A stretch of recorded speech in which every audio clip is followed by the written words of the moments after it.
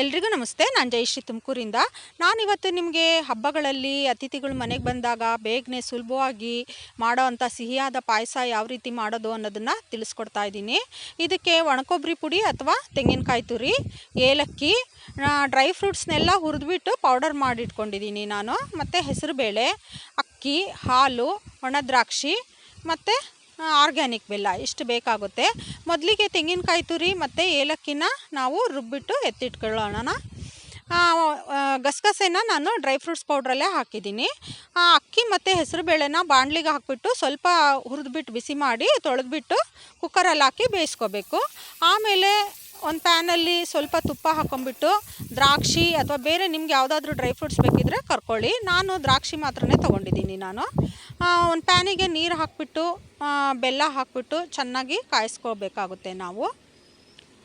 ಬೆಲ್ಲದ ಜೊತೆಗೆ ಕಾಯಿ ಹಾಲನ್ನು ಹಾಕಿ ಕಾಯಿಸಿದ್ರೆ ಪಾಯಸ ಅಂಟು ಬರೋದಿಲ್ಲ ಬೇಗನೆ. ಅದ್ರ ಜೊತೆಗೆ ಬೇಕು ಅಂದರೆ ಕಾಯಿ ಹಾಲನ್ನು ಮೊದಲೇ ಹಾಕ್ಕೋಬೋದು.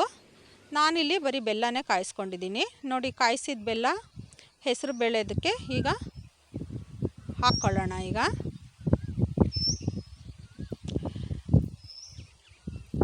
ಬೆಲ್ಲ ಎಲ್ಲ ಚೆನ್ನಾಗಿ ಕಾದಿರೋದನ್ನು ಹೆಸರು ಬೇಳೆ ಮತ್ತು ಅಕ್ಕಿ ಬೇಯಿಸಿರೋದಕ್ಕೆ ಹಾಕ್ಕೊಳ್ಳೋಣ. ಅದನ್ನು ತಿರುಗಿಸ್ಬಿಟ್ಟು ಚೆನ್ನಾಗಿ ಹಾಲನ್ನು ಹಾಕ್ಕೊಂಬಿಡೋಣ ಈಗ. ಅಥವಾ ಕೊನೆಯಲ್ಲಿ ಹಾಲು ಹಾಕಿದ್ರೂ ನಡೆಯುತ್ತೆ, ಅಥವಾ ಈಗಲೂ ಹಾಕಿದ್ರೂ ನಡೆಯುತ್ತೆ, ಯಾವಾಗ ಬೇಕಾದರೂ ಹಾಕ್ಕೊಳ್ಳಿ. ಆಮೇಲೆ ಡ್ರೈ ಫ್ರೂಟ್ಸ್ ಪೌಡ್ರು, ನಾನು ಎಲ್ಲ ಡ್ರೈ ಫ್ರೂಟ್ಸ್ ಪೌಡ್ರೂ ಹುರಿದ್ಬಿಟ್ಟು ಒಂದು ಪೌಡ್ರ್ ಮಾಡಿಟ್ಕೊಂಡಿರ್ತೀನಿ, ರೆಡಿ ಇರುತ್ತೆ ಯಾವಾಗ್ಲೂ. ಅದನ್ನೇ ಈಗ ಹಾಕಿದ್ದೀನಿ ನಾನು. ಮತ್ತು ಕಾಯಿ ಹಾಲು ರುಬ್ಬಿರೋದನ್ನು ಕೂಡ, ಏಲಕ್ಕಿ ಕಾಯಿನ ರುಬ್ಬಿರೋದು ಕೂಡ ಹಾಕಿದ್ದೀನಿ.